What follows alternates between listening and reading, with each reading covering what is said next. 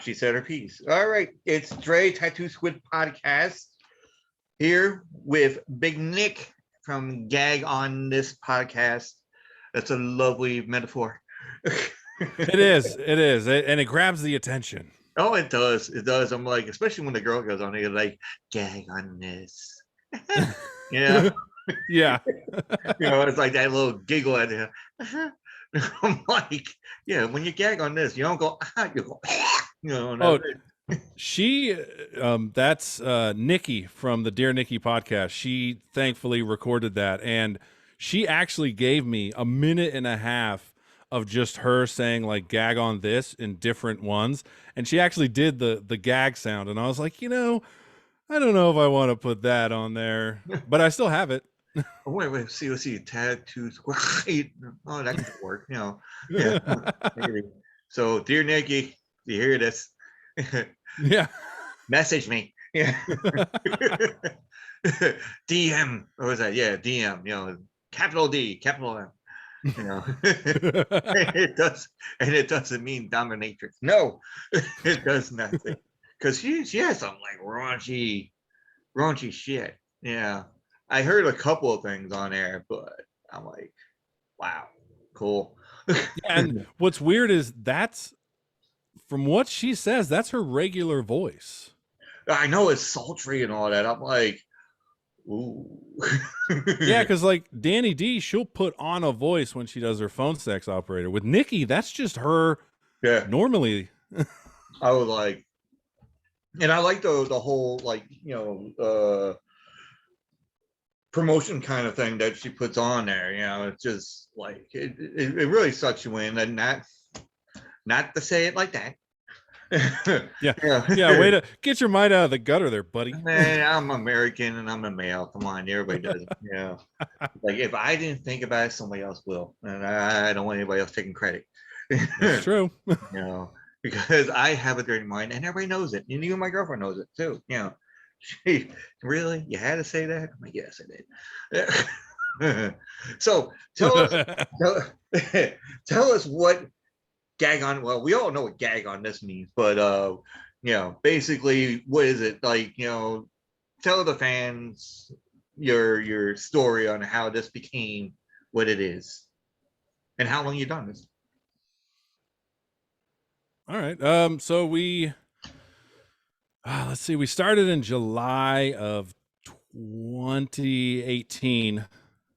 It was me, this guy Jerron, and then Rob, who's still on. Yeah. We all took a comedy class together, and I do like some online radio. So what I wanted to do is just get a little bit bigger audience. So I started the podcast, and it sort of evolved from there. I mean, we used to do it at a comedy club. Danny D is a comedian. She would just show up and just sort of sit in on the podcast till eventually I realized, I was like, oh, she gives us a hella downloads, so let's bring her on. Yeah. Oh yeah, definitely. Yeah. And then Sharon, we interviewed his partner, who's like a dominatrix person, and then Sharon just started showing up, and I was like, fuck it, come on the podcast. So he's a regular. Yeah, I know. I heard something about the tattoo on the side or something that has something, and he's like, why did you get that? Oh yeah, you're talking about, yeah, it is a penis and balls, and it's dressed like a ghost. Oh, okay. Yeah, that's right. Yeah. I remember it was a penis and balls, and I'm like, okay, there was something else. I just can't remember what it was. But especially when she's doing like a cowgirl thing, it's like, why? Yeah.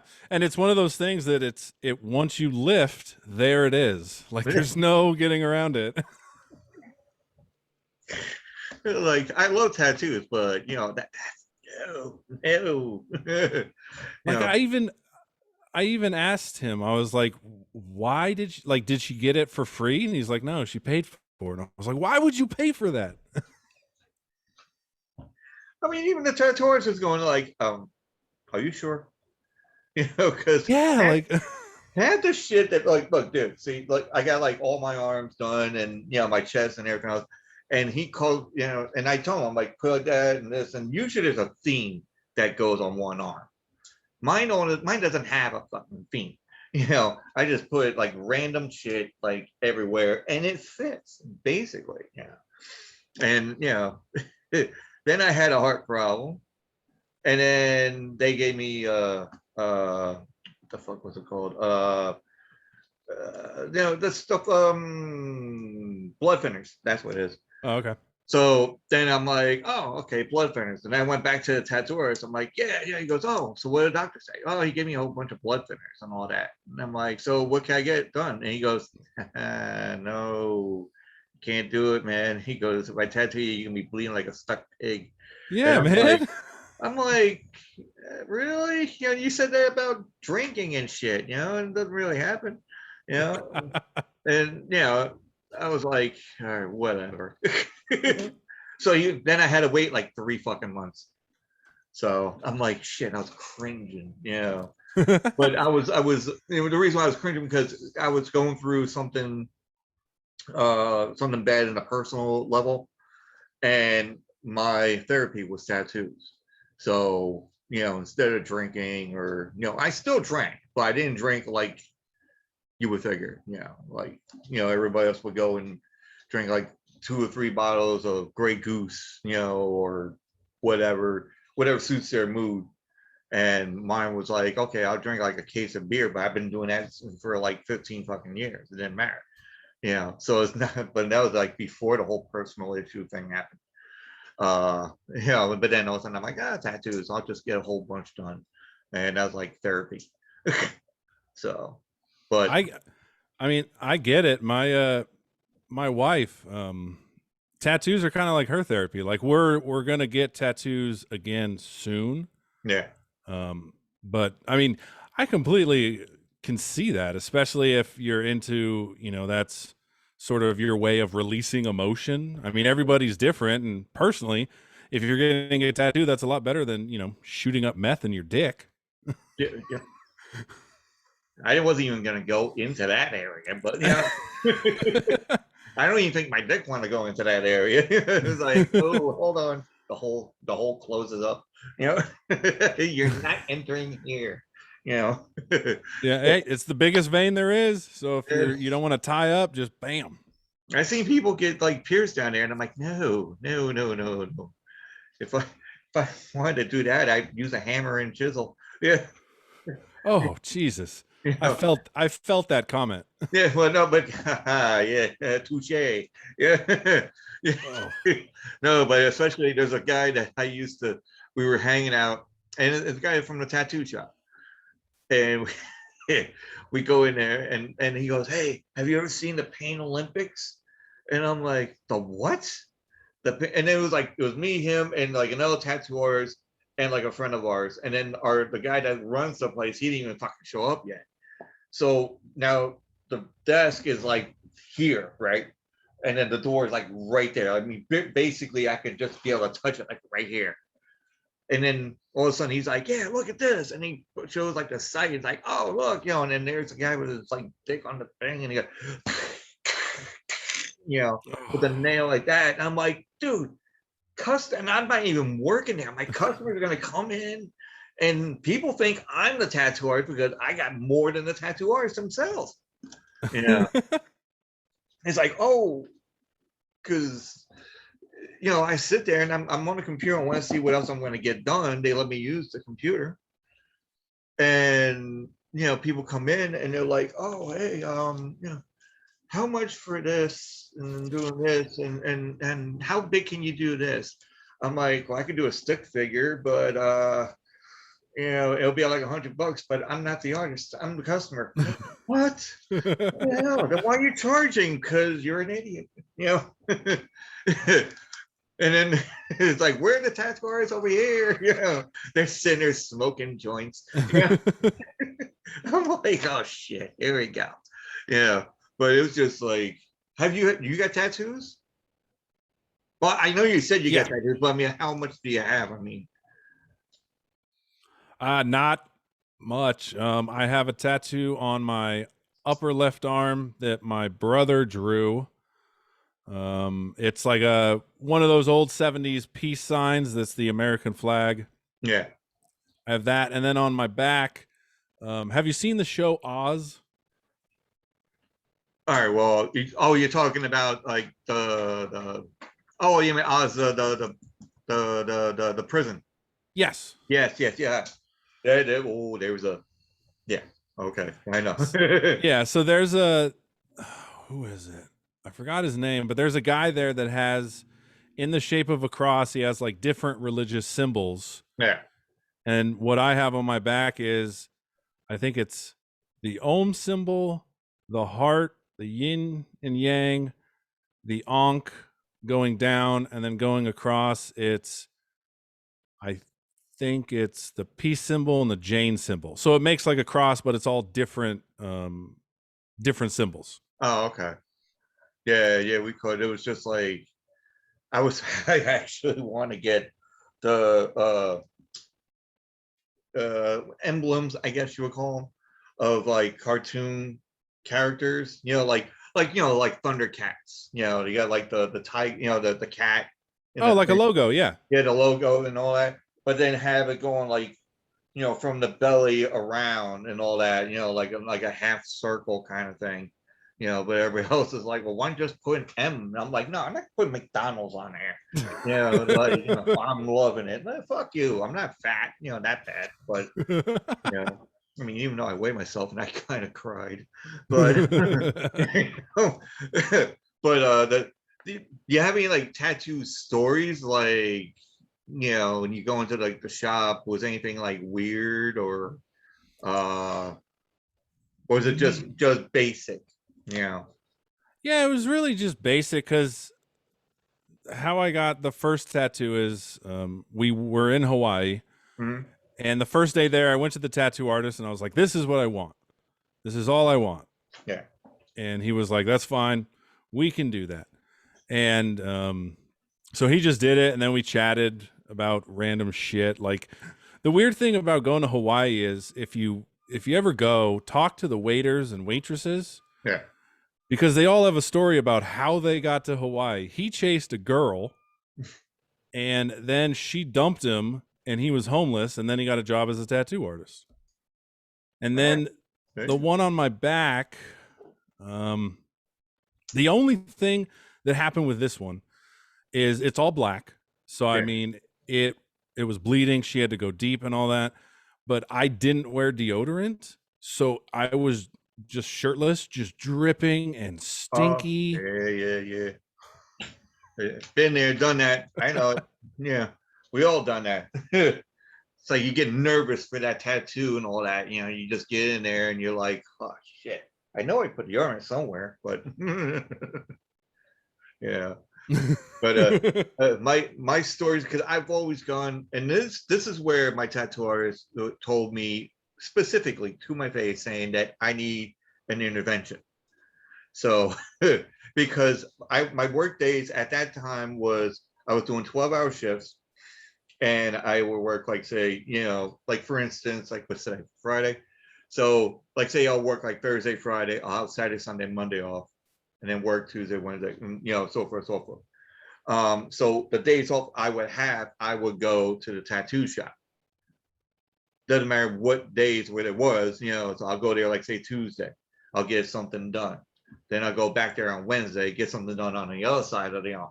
Really? Yeah. And then I'll work like 2 days. Then I'll go back and get something done on my leg. And then he's like, you need an intervention. I'm like, I just want to get shit done. But there's like so many fucking stories. It was just like the two that really stick out. There was times where they would call me up and it's like, listen, we need your help, because they always had cancer ribbon tattoos, and it's always like, they've had a whole bunch and they do the little ones. So they're like, oh no, just go and write out this and then get the money and make sure everybody goes like 1, 2, 3, like in order, and it's not going to be random shit. I'm like, all right. So I try to keep the peace. and I did, and then we did the Friday the 13th tattoos. So, and then I want to get one, but I didn't want to get the small little ones. And then my tattooer was like, "Oh, don't worry, I got one picked out for you." And I'm like, "Really?" I'm like, "Well, what? Which one did you get?" He goes, "The Grim Reaper in the desert." And I'm like, "All right, cool. Get that done." So while we're doing this, we got on the back of the leg, and this is Friday the 13th, Kevin. Right on Friday the 13th in Pennsylvania. Fucking hail, rain. Then it was 90 degrees, and then it went back to hail, windstorm, lights flickering, and we still got the thing done. So I'm ready to hand him the money, right? So I'm like, "Here," he goes, "Oh, no, no, you helped us out." I'm like, "Here, no, just keep it as a tip." He's like, "Oh, okay." All of a sudden, I heard this, and we both heard this. And I'm like, and we looked in the bathroom, and I'm like, "That came from the bathroom. You heard that?" And he goes, "Yeah." He goes, "Oh, it's probably the pipes." Like, all right, like, all right, let's get the fuck out of here. And it was actually the pipes, but it just sounded like there was something there, you know. And then an old story, we go usually my friend doesn't go and work on Sundays, like weekends, but if somebody comes from a different state, make an exception. Okay, fine, no problem. We reserve the whole thing or whatever.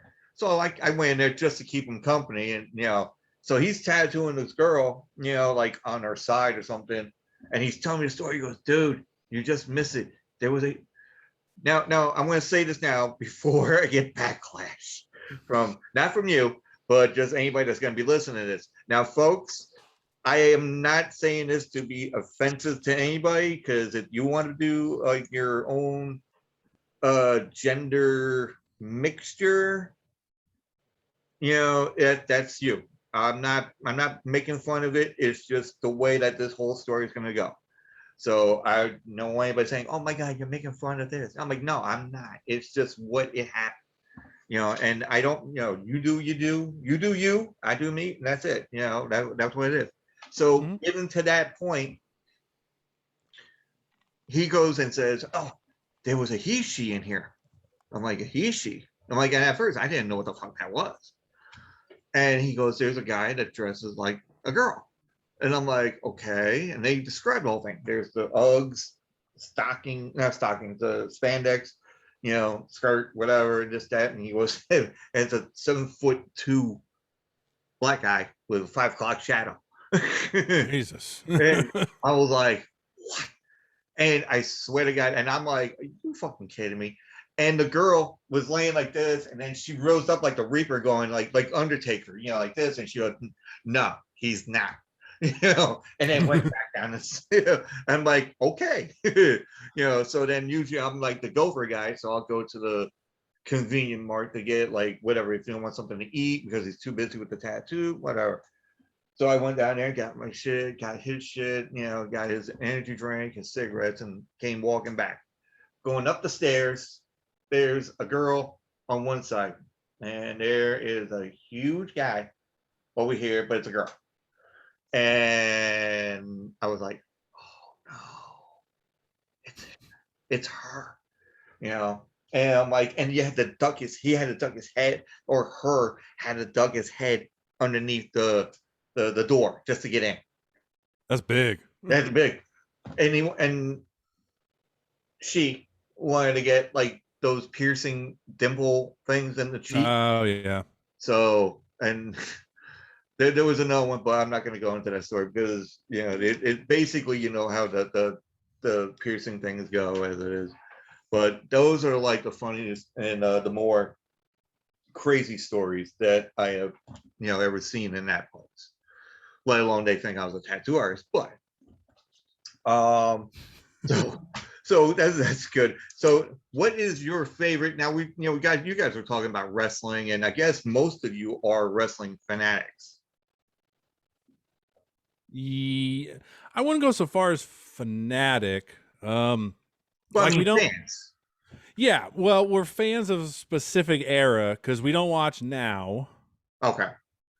Except for Only the one because guy that you had on. He's more the AEW You Oh know. yeah, yeah. That guy's a big fan of AEW. But I just don't like it because I tried to watch it again, Yeah, and it's gone to. It's not about the wrestling; it's about the storyline, yeah, and that's what I'm not a fan of. But I'm a big fan of 80s, 90s, and early 2000s wrestling, Attitude Era, X Pac, Triple yeah, H. You know that whole thing. yeah, yeah, I remember Sting doing his heel turn to NWO. yeah.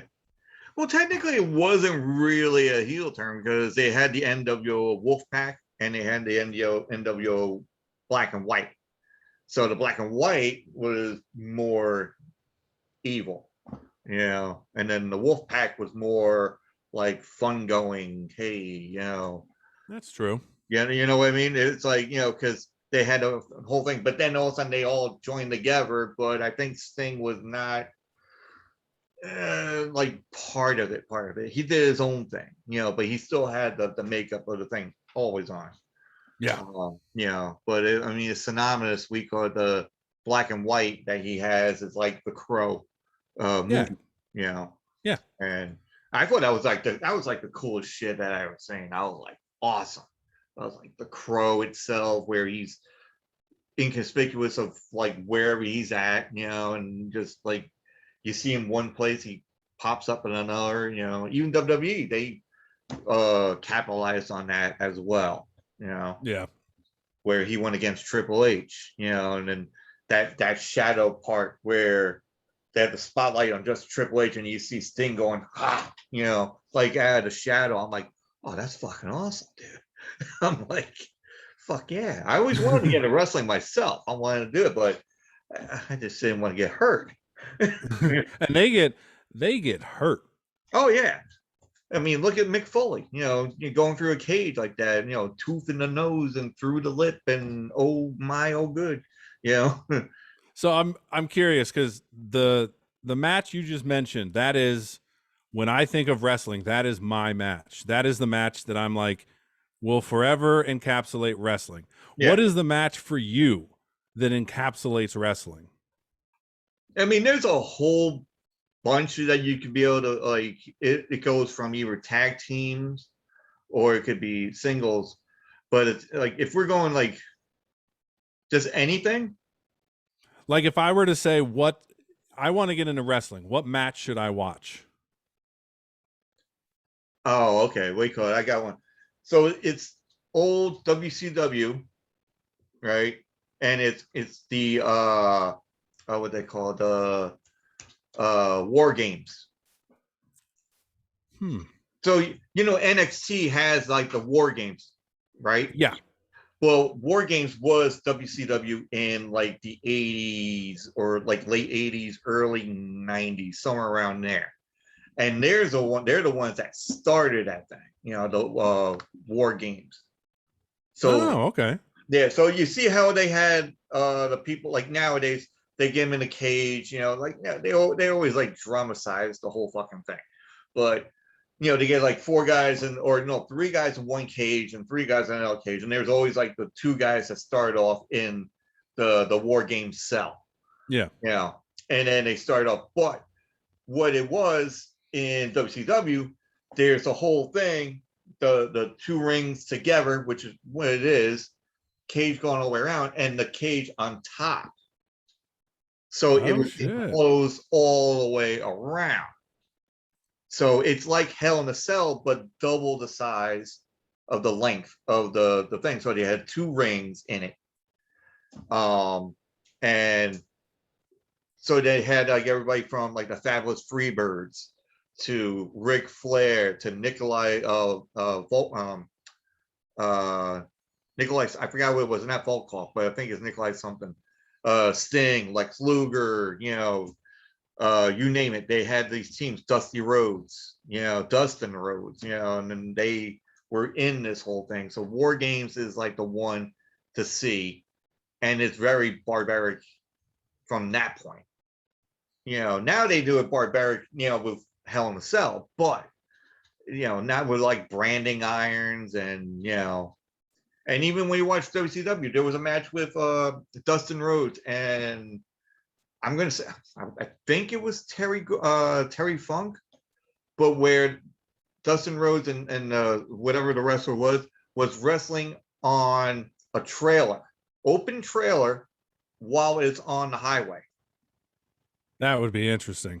It is interesting. They have it on there, and it's like they're driving a thing. They got a helicopter doing the whole thing, and you see them wrestling, not wrestle, but fighting on this trailer while it's going down like I-95 or some shit. Yeah. So That'd be I cool. mean, Yeah, I'm actually looking up. I guess it's called the Fall Brawl. yeah, I mean, there's some. I mean, you got Harlem Heat versus the Nasty Boys. That's pretty awesome. Chris Benoit, Chris Jericho, NWO versus Team WCW. I mean, that's pretty awesome. yeah. But that one was like when Hogan is like part of the NWO, and this is where they facet the whole thing together. So it's just the three of them, and they always brought somebody in, and it was always somebody from WCW, which was like it was crazy when you see those times where NWO got big, and then somebody jumped ship from WCW just to get an NWO, and they have their personality just fucking change. Like they're fun, and funny, and you never figured like the Giant or Yeah. Big Show, but Giant, he was like fun loving, going in there and smoking cigarettes and blah blah blah, and then Conan and you name it, like anybody that was in it, plus they had Latino, not Latino Heat, but they had Latinos have their own section of NWO. No, that's pretty you know cool. and even the Japan had like that kind of like another clique, not like Bullet Club, but Bullet Club kind of like took that from NWO as it is. Yeah. Hmm. So it's like, especially with the Too Sweet, Bullet Club took that from like NWO. So that's what it was. Hmm. But I think they gave Scott Hall and Kevin Nash, I think at the time gave these guys, like AJ Styles or whoever it was, that was in there. They gave them that recommendation, like, all right, well, use this and run with it. Yeah. And All then, right. Triple H was in the whole thing too. And well, I'm not saying he was in the whole thing, but he played a part because they're all friends, like good friends and everything else. So it's all good. But yeah, but my true thing is Undertaker. And actually that's the other thing that I want to watch is Undertaker versus Undertaker. Undertaker versus. Is there a new Undertaker? No, there was so story goes, Undertaker, this is like old fucking Mystique fucking Undertaker, where it's not the badass, it's not the biker, it's the Mystique where his hair, the hair is like over his face. He has like the purple like rim around Oh, the when he had Paul Bear yeah, was his ring guy. Yeah. Oh exactly. yeah. So it was like the old style, which I love that shit. That was my awesome fucking thing to watch. And he was like wrestling Yokozuna, which that's when you brought up Yokozuna. Mm-hmm. Yokozuna. And he would go and he went 1-1 because Undertaker was like all American, basically. Yeah. And then he went against Yokozuna, and then he was like this and that, back and forth, back and forth. So then when they came around, they put him in this big, and they made a coffin for Yokozuna, like a triple wide, triple deep fucking casket for Yokozuna to go into. And that shit was like, because they couldn't find Undertaker. Once they put him in the casket, and every wrestler that was evil at that time, figured, oh, we'll get rid of him. But then he made it look like he rose from the ashes, and like it's like an angel kind of thing. But he hasn't been seen for like months, which is like the greatest thing about WWE. They make it look, so real, like, oh, well, he's gone. He's not gonna be back. So then Million Dollar Man goes and like, oh, I found him. And then he brings out this guy, which is friends of Undertaker, but he dressed up like Undertaker. He is 6'9" or whatever, and comes out, but he only comes out because the guy had the money. And Paul Bear's like, no, that's not my Undertaker. No, no. Like, Oh, I remember. I'm looking at pictures. I remember what you're talking about now. Yes, I know what you're talking about. yeah, yeah. So that's like, and it's just like back and forth, fucking, like they can't believe it. Like even the fake Undertaker's like, how come I'm not putting this guy down or whatever? And he looks at DiBiase. He's like, oh, give me the money, give me the money. Goes, no, you get it first. And I was like, oh, you're gonna get your ass kicked. It's like, and he put, but then the best one was like when Undertaker was the old Undertaker, he would come out with a body bag for every Oh match. yeah. So, and then that was like the best one. It's like, they put him in the body bag and, you know, and then there was like, there's other numerous amounts like Papa Shango. There's Ultimate Warrior, which, he's very animated at the time. But when you're younger, you didn't give a shit. Yeah. Yeah. You're No. watching this shit, you get into it. That was it. But now you're watching when you're fucking like 48 or whatever, how old you are too. And, you're just like, you're like, okay, but there's like, stuff that I don't watch wrestling as much as I used to. I mean, I catch it on YouTube here and there, but it's just like, what's going to happen. It's just, it's entertainment. But like you said, it's just like with storylines and why don't you just go through the whole back, was it like, I don't know, just I don't know what the fuck I'm talking about, but it is crazy. We're talking about how wrestling sucks nowadays, and it was So now better it when. does, yeah. But I mean, AEW. And I'll go one with the who's the guest that you had? That guy, It was Austin. Austin. So I would go with this guy, Austin. We call it, like AEW is much better because it basically WWE and AEW is almost like WCW, the wars. The wars reigniting, but in a different prospect. Because you got AEW on TNT or TBS or wherever the fuck it is now. TNT, and that's where WCW originated. And that's where they came. They did TBS, TNT. That was like more like the South kind of stuff. Yeah, that was Ted Turner's thing, I believe, Yeah. right? Yeah, that was Ted Turner's thing, and then that's where they got their bread and butter kind of thing, and hell, you got Tony Schiavone in there, and he's the one, and Jim Ross, it's just like JR, just both of them. They started out WCW, and now they're doing AEW, and they're still together at that. So Yeah, and good.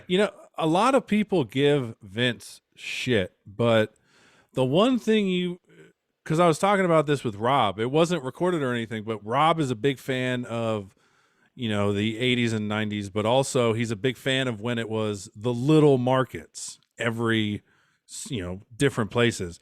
And you got to give Vince credit for the fact that he was like, I'm going to buy all these markets and put them together, so we're bringing all the wrestlers under one roof. Otherwise, like, we may not have seen Mankind. He may have been in I'm in California, so he may have been only in Pennsylvania, and I never would have seen him if it wasn't for Vince buying everything. Yeah, I mean, because they had but then he was in Japan like most of the time. He did all that That's where they do all the crazy shit. yeah, like the smoke grenade fucking matches, the barbed wire matches, the glass, but now you got other wrestling organizations.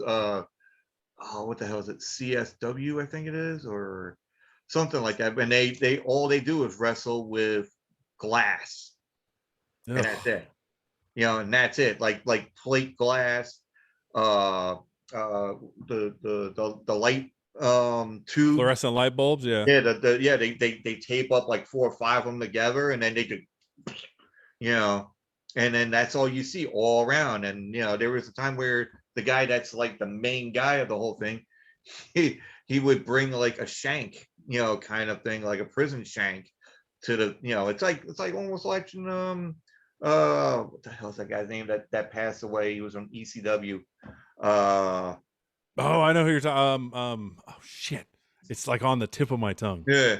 I'm just thinking about it. I'm like, I just saw him and I'm like, oh fuck, what the hell is it? Uh but anyway, that guy, and a lot of people are gonna be like, oh, they're gonna yell, you know what it is. New Jack. It was New Yeah, Jack. New Jack. There you go. You know, and then he would bring in like all these kind of weapons, like a fork or a knife or whatever. And that's what you see at that CSW kind of thing, you know. And even Yeah. the guy Woo Woo Woo, I forgot what again, because he changed his name like every fucking time now. He goes to a different place. And he was in there and he won the whole fucking thing and went through glass and all that. They're like, really? The Woo Woo Woo guy is our champion? And he is a native Long Islander like I am, you know. So, and so is Mick Foley. And I actually met Mick Foley, but at Santa Claus. Did you really? Yeah, all right. Well, certain people are gonna be like, you know, this. I thank God I know there's no kids gonna be listening to this, but for the fact that, you know, Mick Foley was Santa, but but he was due because I didn't know about it until when I was in Pennsylvania. So when I was in Pennsylvania, and then my brother-in-law and my sister-in-law, when I was married, they went to their sister's place where she had a photo studio, where photo studios was a photo studio. Now it's like, oh, I'm just gonna send it in on the computer. Yeah, you know, it's not like you just bring the fucking roll and then they develop the shit. Yeah. The old ways. And then so then they go down and there he is, like sitting there and he's doing the Christmas picture taking. And there's like a line out the fucking door. Plus, he lives in the town that they're doing this shit. So, and I'm like, nice. He lives in town. I'm like, cool. So I'm like, when I move back, I'm gonna do that, and I did. And I went there, and I'm like, all right, where is he? Where's Santa Claus? Yeah. And all of a sudden, and then she's like, looking like, don't you mean? I'm like, no. There's kids around. We don't want them to know. Yeah. It's Santa. Where's Santa? You know, it's like, oh, he's in the back. Oh, okay. You know, and all of a sudden after I'll just like, and I'm like a kid in a fucking candy store, man. I'm like, I pull up there. It's like celebrity fucking like status oozing out of me or something. You know, just like, you know, oh yeah, you meet Mel Brooks or you meet, Mel Torme or whoever, and I'm like, fuck Mick Foley, man. You know, the guy had the tooth in his fucking nose and shit. And I'm like, now he's holding the presents and going, ho, ho, ho, you know? Yeah, just and the thing is I can see him doing that just because Mick's like such a nice guy. Like every interview I see, Oh, he yeah. is just like a fucking sweetheart. And especially when he does like the alter ego stuff, you know, like Cactus Jack, that's him worldly as it is. Cactus Jack. Well, You that know? was his original character in Asia, I believe, Yeah. right? Yeah. That's when he lost the ear and you know, through the ring ropes, like, you know, just got caught and you know, Yeah. popped it like a zit. And didn't really well he folks, he didn't really pop it like a zit, it just fucking came off. And because whatever you do not go and do smoke bomb fucking wrestling in Japan. Because they are crazy. And I know I'm not going to get followers in Japan because I saw the ratings. 0%, folks. 0% in Japan and certain other countries. You know, Australia, I'm doing good. All right, I got 1%. Somebody's listening. And somewhere else. Oh, the UK. Yeah. So, which is good. But yeah, with the wrestling, man, we could. It's just if they brought back. I can't say they brought back like the old times, but like I said, AEW is pretty much holding the banner for just basic wrestling. That's Yeah. what I hear. I hear they're giving WWE a run for their money. Oh yeah, and within like, was it? I think they're on their third year. I think now, and they got more popular than you would think. You know, crazy amount of talent. And the thing is, when you have AEW, And I know we're not gonna be talking wrestling all the time. I mean, we could, but yeah, Yeah, we could. yeah, we could. All right, we'll just do it because I think there's a lot of people, even on Twitter, we call it saying that I say everything like, oh, I do this on horror movies and heavy metal music and wrestling, but I haven't really talked about wrestling. I'm like, you know what, fuck, we'll just do one fucking wrestling, all throughout. But what was I saying about? Oh yeah, so now mostly with AEW is all indie wrestlers. That's what it is. It's not like, okay, you got, you know, Bret Hart or something like, and then made this whole thing. It's Dustin Rhodes being with the Young Bucks, uh, Kenny Omega, Hangman Adam Page, and whatnot. And every uh, independent wrestler that's ever gone to bingo halls, to whatever, VFWs, and everything else, and then good size arenas, not arenas, but good size, like, that's good for like a crowd that's very raunchy, Yeah. like an ECW kind of thing, but Mm-hmm. more hunkered down, I guess. And it's just like that's how they got it, and they know people in Japan too. So they get people in Japan to come by, and they did this, and Rio, and which she's like 4 foot fucking 11, and I'm like, and then she was the champion. I'm like, how the hell did a midget fucking get, I mean, honestly, she went against, like, she's like this fucking, like here to my fucking chin, and you got somebody that's over my head, and then she beat him, and I'm like, how? Well, I bet that bitch can move. Well, she can move, but she's like 89 pounds, like, like two, slabs of like buffalo meat, you know, and basically that's weird. That's like 40 pounds each, you know. So it's like, how the hell can somebody like that person, but then now you got like this monstrous, like, oh, I forgot the name of Naya. Nia Jax. Not Nia Jax. That she's WWE. Nyla. That's what it is. Nyla Rose. Oh, okay. From AEW and all that, and she's like a transgender wrestler. So, but I'm thinking, I think it is. And again, I don't want nobody fucking backlashing this shit because I don't know much about it, but that's why I don't talk about religion and fucking politics.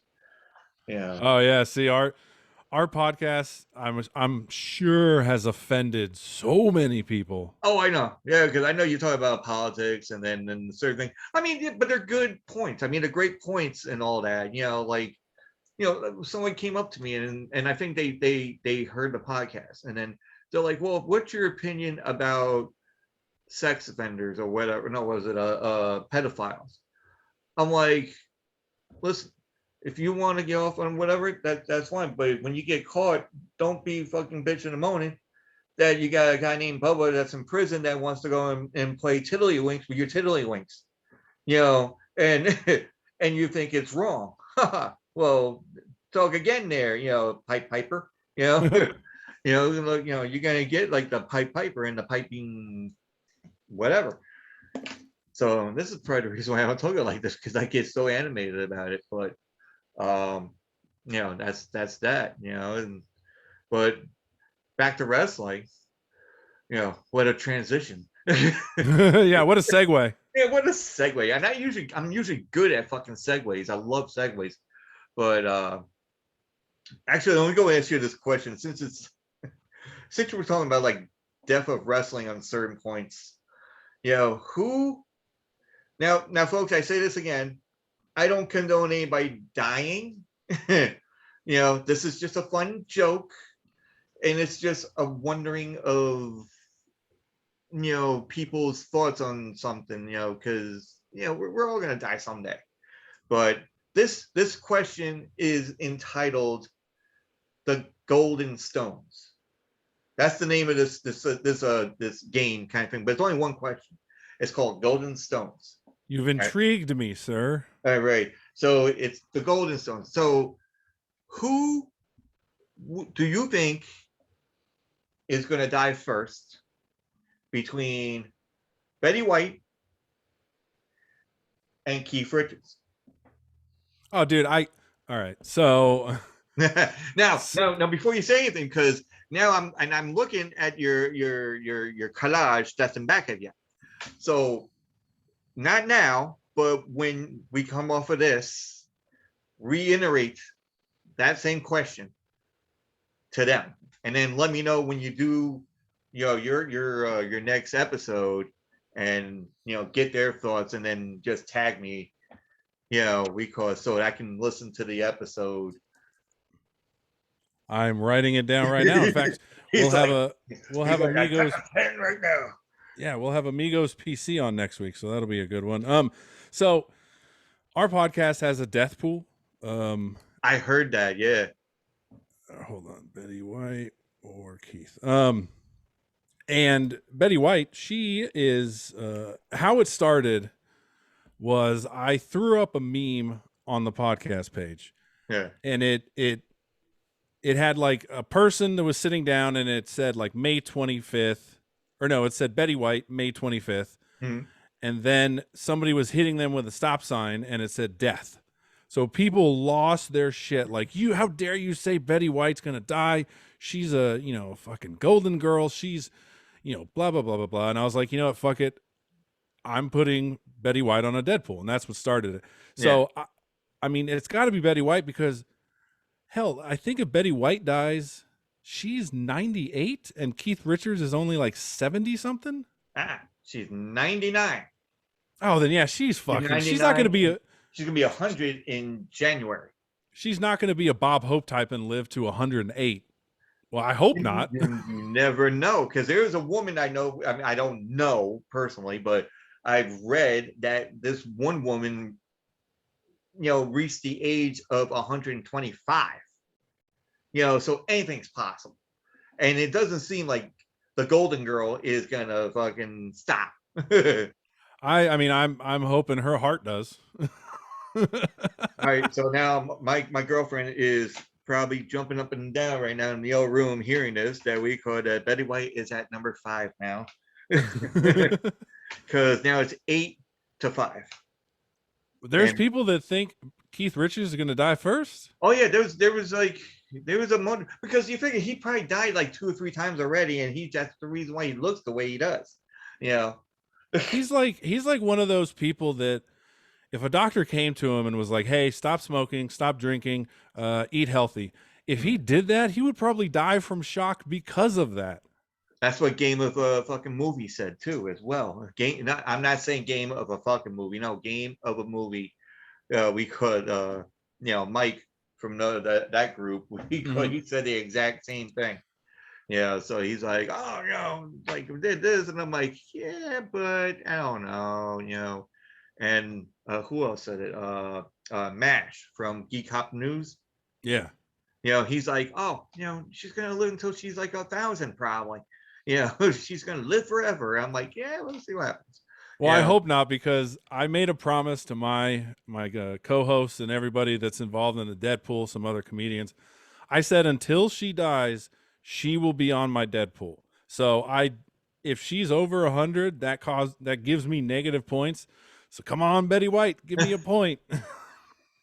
That would be great. I'm gonna use Deadpool as the well, Deadpool and Betty White. Having to fight with New Jack. No, I was kidding. Oh God, that would be great. She'll be just eating a hot dog and then boom. Oh shit. No, but I don't know if you ever seen my little thumbnails that I do. We call for each episode. Yeah. So I do some crazy shit, which I'm surprised how well I do them, and my girlfriend's like, gives me like so much props to it. I'm like, which is great, and it gets me more and more into the whole thing. So now I want to do this one where it's got like Deadpool, and I'm going to write down some more stuff, because we're going to get into more stuff as it is. I'm going to write down and maybe Deadpool and Betty White and Keith Richards at a tattoo shop. I don't know. Yeah. But so now are you like into like any kind of movies? um I mean, we're going to go back into wrestling. It's just like, I figure I want to get some more intricate stuff. Yeah. yeah, because we would just bore the fuck out of your audience with just I know. They're wrestling. like, usually it's a multifaceted fucking thing. Now it's just one single son of a bitch. I'm like, Oh, yeah, my sunny disposition right here, too. Come on now. as far as movies go, I mean, I pretty much love them all, but my main thing that I dig are documentaries. Oh, okay. Yeah, just because it shows the extraordinary in the ordinary, and it covers some really weird shit. Like, have you seen or heard of The Bridge? Well, I mean, I know there is like some kind of like rainbow bridge, Oh but yeah, no, it's a documentary about the Golden Gate Bridge. Because I'm from the Bay Area, so Golden Gate Bridge, like we went to a bunch of times for school. Surfer Dude, hang time. No. No, unfortunately, I was landlocked in the Bay. Unfortunately, Oh, okay. but the bridge, apparently the Golden Gate Bridge is where people go to commit suicide out of all 50 states. Apparently, people will travel there to commit suicide. So the bridge, these documentary filmmakers recorded the Golden Gate for a year, Yeah. and they interview people like family members of people that committed suicide that they recorded and all that. Mm-hmm. But what's really creepy is they have a long shot of the bridge that they'll cut to like every 15 minutes, and all you see is just a splash, and you're like, that's a human being, and they do it every 15 minutes. It's so creepy, Yeah. but I But love it. Oh, I loved it. there's actually a movie that I found out, which I kind of knew, but my girlfriend like reiterated the whole thing. Um, there is a forest in Japan. It's called the Suicide Forest. Oh, yep, I know what you're talking Uh, about. yeah, so I mean, we were watching them. Well, I was watching the movie because she doesn't mind horror movies. It's just the fact that she doesn't want to see something that has like senseless killings, like Saw or I gotcha. uh, Yeah. like that. But if there's like a thriller and maybe a monster, okay, no problem. Yeah, but I think a psychological thriller kind of thing, which I like those because it's more they get into the whole thing and then you kind of know what's going on, and all of a sudden after it just does a fucking switch on you, and you're like, oh, I did not see it that way. It's Yeah. like, and it was just basically a woman. For anybody else that wants to know that, but there is a girl that has a twin sister, identically twin sister, um, and the twin sister teaches Japanese kids, and she went into said forest, which is basically, from what everybody says, once you go in this forest, you either get lost during the day or you're just there just to commit suicide, and that's it, because you don't want to deal with reality. And so then the other sister, which I don't know, she was in New York or whatever, goes to Japan by herself to find out about this whole thing, goes on, and it just, and spoiler alert, I'm just going to tell you the spoiler alert because I don't think anybody's going to be watching it anyway. She goes into the forest, doesn't find the sister, but then cuts her wrist. But she thought that her dead father was going to come and take her to hell. But Hmm. the forest plays tricks on you. So basically, the forest did play tricks on her, figuring that the father is like the undead coming after her. But then she's trying to cut the hand off, but she just sliced her own wrist, and she was dead in a cabin. But then they found said twin that was in the forest in the beginning, and then that was it. But then you see the other sister, we call it, just standing by the edge of the thing, and the tour guide that was in there, not tour guide, but the guy that was trying to help and all that. He sees her and she's just all like dead and just demonic looking. And I'm like, all right, that was a good movie. I like that kind of stuff. It just like it grips you into more. Yeah, and I know I'm looking at it right now, and yeah, it's I remember I haven't seen it, but I do remember the previews for it. Ooh, and it's on Netflix, so maybe I'll be watching it. Yeah, it's pretty. I think I was watching on Tubi, but I think I watched on Netflix too. But there's a whole bunch. Tubi gets you like crazy fucking different movies. Like Danny Trejo. On a farm. I'm like, really? With the tattoos he has, he's on a farm. Yeah. Yeah. So Yeah. have you seen Identity? If I knew who was in it, then I could tell you yeah or no. But John Cusack, Jake Busey, Ray Liotta. oh, is that the one where they're at the motel Yes. and it's like in their own mind kind of thing? Yeah. Yeah. I see that one's good, and also 1409 is a good one too. Oh, is that the one where John Cusack is like a horror writer or something? Yeah, and he goes Yeah, that and he has to go to 1409, and Samuel L. Jackson I think is in it, and he's telling like, no, you don't want to go to that room. yeah. He goes, no, I do want to go to that room. Yeah, John Samuel L. Cusack. Jackson's like a bellhop, but then he's Yeah. also part of the room too. Well, Yeah. no, he's like the count, the concierge. Kind of like a John Wick kind of thing. Like he's a concierge, telling them like, no, you can't. There is no 1409. No, Yeah, but there is. wasn't there a scene where like John Cusack opened the fridge and like Samuel L. Jackson was in it and he was just like, "Why are you messing with me?" Yeah, but that's with the room that's supposed to be make you go in fucking insane kind of shit. So that's what. Oh, see, I didn't even think of it that way. I thought like Samuel L. Jackson was like a ghost kind of thing, and he No, was. no, he's Oh, real in the thing. He's the actual concierge that's in the whole thing, and he gets the. Then he's like, all right, fine, And the guy and Cusack was making a whole big fucking stink of that, and he's like, all right, all right, fine, fucking asshole, the way Samuel L. Jackson would tell him is like, you fucking shit, yeah. and then he goes, not the motherfucking snakes and this motherfucking plant. No, that's the wrong movie.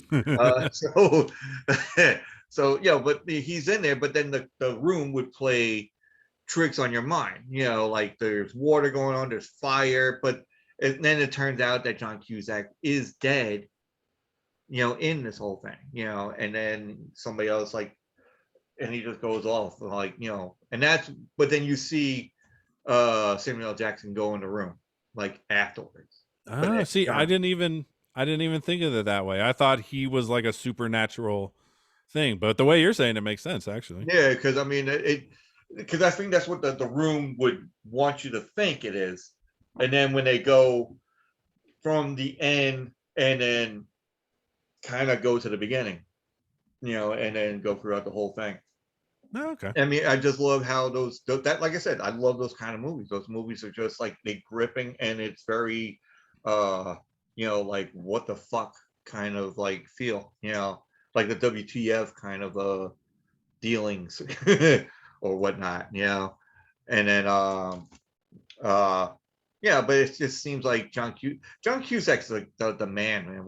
He's just like he's been in every fucking thing, you know Yeah. he's like he plays any kind of role from what was that Nicolas Cage one, the one with the airplane, Oh, Con Air. Con Air. And the best movie that I love him in is Gross Point Blank. Yeah, that's an underrated movie for That's sure. a very underrated movie, but it's the funniest fucking shit. And not to mention that I have a crush on Minnie Driver. And it's just maybe it's the curly hair. I don't know. But let me write this down. Minnie Driver. Maybe I can get her on the show too. You But never know if you don't ask. dude, I've been asking a lot of fucking people. Yeah.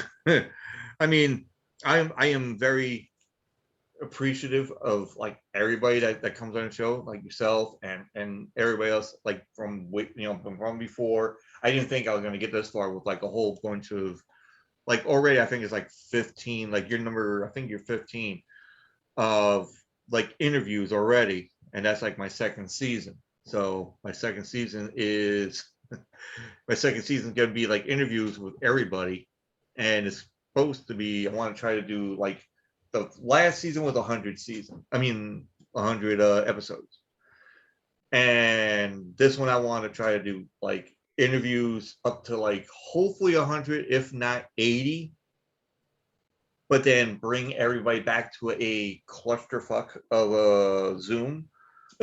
Oh Jesus, you are in. We tried that once. You are in for a fucking world of hurt, buddy. At least I'll try to get some kind of rating or some shit. I don't know. It's just like it's great for YouTube, and even YouTube can be like, what the fuck, like what, even I don't even know if YouTube want to get slandered for such saying fuck. But Oh God, no. You can't. I don't think you can monetize. Well, no, you can monetize it if you say fuck and shit and all that. yeah, but I mean, I've seen people going like beep beep beep beep. I'm like, I don't even know how to do that. I'm like, whatever. It is what it is. Besides, if I do that, if I get kicked off of YouTube, I'm like, all right, that's fine. I just, I'll just do like Anchor, and that's it. Just like audio kind of thing. Dude, if you get kicked off of YouTube, that you've done some serious shit. I mean, Yeah, there is literal movies about death on there that show death and punching and fighting, and it's like, yeah. it's a cesspool sometimes. All right, now we're gonna put a cesspool in this whole thumbnail as well. You know, have depth. So I figured with I figured with this one, I'm gonna go have like the surfing going on in the background since you're in California. So and then have the Golden Gate Bridge on there, but then have uh Keith Richards on one side of the bridge and Betty White on the other side of the bridge, and then Minnie Driver just driving. Makes sense. Driving on there, and then the whole thing underneath the Golden Gate Bridge is a cesspool. Yeah, Works for or me. or something like that. But then you gotta have like I said, Betty White and Keith Richards, but then Deadpool is wearing a referee shirt. That It's like, sounds like just a collage, man. That's going to be well, that's insane. that's why I did. Hold on, let me see if I can, because I did one where are you familiar with Life Paranormal with V? Yeah, yeah. So she's an awesome person. I tell you right now, she's awesome. I might have said that like so many times, but I just made this like collage kind of thing, and it was just like crazy how I did it, and I couldn't believe it. But where can I find? Well, I did one for I had to say it, so I did. Wow. Hello, where are you? I see it. Yeah. So I did that one, and then where's the other one that I had? No, that's it. Oh, that's one we called it with talking shiz. Nice. Yeah, I was upset that Shiz didn't show his face. No, you know what it is, and yeah, this it's like a running gag. He says like ever since he had one with his uh he had one with his partner that he did. It was two of them in the beginning, and then the other one just left, and I think he did his own shit. So we just put down as a was that what's that thing called when you mention somebody? Honorable mentions. Yeah, so I just put him down as an honorable mention. No, but like he and I was talking to him, and he's like an awesome guy to talk to. You gotta have it on, even though he doesn't show his face, but that's like the running gag. And he goes, I'm just gonna go with it. He goes, I never show my face. Even when he does unboxing, he just all you see is this, like Yeah. you know, like the whole the whole thing of like just hands, like, hey, I'm gonna cut this, and and then but he does everything when collecting Funko Pops. He knows the pricing of Funko Pops. If you get something like, I don't know if you collect Funko Pops or not, but Oh yeah. Yep. Oh, so now if like say if you go and have a Funko Pop, now this is what he's telling me, that when you get a Funko Pop and you paid like say $10 or whatever, and you look up this site, which I forgot what the site was. I'm gonna have to go back and listen to the thing, but there's a site where you go and do the description of the whole thing, and you can find out the maximum price of what it's worth. Yeah, And but the thing he does is he opens them. You're not supposed to open them. I open them too. Yeah, I mean, no, man. but if you use the box, you're taking up so much fucking room. Yeah, but you get see. My thing is, I collect them because, well, I mean, they're cool, but I also collect them for the resale value. Like my wife's mom, big Wizard of Oz fan, has all the original Wizard of Oz Funko Pops in their boxes. She Yeah, could sell Dorothy alone for $150, yeah. and she got Well, it for 10. I mean, I'm looking at it this way. I'm like, if I get Funko Pops, I mean, like I have a whole bunch. I got like 50. I don't even have like uh you know uh a whole bunch. I mean, like 50. Everybody else has like maybe 150, 200, 300, whatever, 1,000. And I don't really have the room because I put it like in the garage or something like that. But some of the stuff I have over here is, my girlfriend has like displayed in certain areas, which I just love how she did it. It coincides with my craziness with her like ambiance of books. Yeah, Mm-hmm. it scared me. Um, but it's like I got everything from like Hellboy to like Jack Skellington. I'm just looking what I got now, and music wise, like Axl Rose and Slash, and Axl Rose is fat, people. I'm not saying fat like girls like, oh, he's not fat. I'm like, no, he's fat, like belly. Yeah, he's like a Vince Neil now, man. Vince Neil. No, don't start me with Vince Neil. Vince Neil, he's more overweight to the point where he fell off the stage. Yeah, Yeah, you know, he's like, hey, how you doing? Wow, cool. They go, go right in a batch of fucking hoagies. You I know, think it's hilarious because he's trying to be the Vince Neil from the 80s and the 90s, just running around stage and all that, and he just does one lap and he's like, I'm good, I'm done. He's like, I've winded myself. I mean, and this is like so bad to say. So I mean, first off, you got Tommy Lee and you got Nikki Sixx. Tommy Lee and Nikki Sixx, they are in great fucking shape. I mean, given it probably from fucking heroin or something, I don't know. But Vince Neil, he's like overweight as it is. And it's to the point where he is even worse looking than Mick Mars. And Mick Mars looks like Grim Reaper. Yeah. Yeah, he looks dead 7 years over. Yeah. It's just like, holy shit, and it's just like faces sunk in and everything else. And Vince Neil looks like Thunder from Big Trouble in Little China.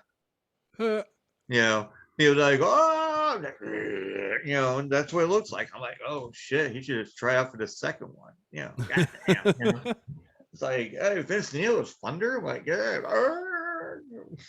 I could see it. He could fucking do it. Oh yeah, Actually, he would have to lose a couple pounds to do it.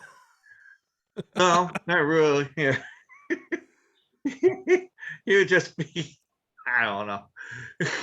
And before anybody gets mad, just so you know, I'm fat, so I can say this shit. All right, I say it to you because I'm like I said, I'm too like I'm 2 pounds near 300. Let's just say. So, and then I start crying in a fetal position. Oh, bro, COVID like fucked my weight up. Like I think Oh I'm yeah. I think I'm over 3. I think I'm like 325, but I'm also like I'm 6'2". Like when I tell people my weight, they're like, "Oh, you wear it well." And I'm like, "I guess." But yeah, I once I saw that, I was like, just fucking kill me now. It's like props to like BJ's and Costco. And they're like, what are you talking about BJ? Because Costco and BJ's have the elastic fucking pants. That's Yeah. like great for like waist on waist, troubles. It's like you find those pants that you're like, oh, I'm 42 or something like that. You get the elastic ones and you're not 42. You're just one size, whatever. Vince Neil probably uses like two different sizes. He probably has them custom made. Yeah. And we're not making fun of Vince Neil. It's just fun to do. Yep. Fuck it. I'm making fun of him. I am too. But like I said, it's fun to do. That's what it is. So, what? Oh, so we. But then, oh yeah, with the Funko Pops, I got Alice Cooper. Hey, even Alice Cooper looks, like better than Vince Neil. Yep. And then they got like Lemmy, and Lemmy looks better. I'm only kidding. No, he's dead. But I love Lemmy. It's like you go to Lemmy Kilmister, and they're saying, oh, he screwed like so many women. And I'm like, yeah, well, he died. So, was it those? It's like, oh, I'm gonna have my 42 virgins. No, not really. Lemmy's in heaven. Yeah, he took all the 42 virgins already. They're living like in a condo somewhere in the in the heavenly valleys.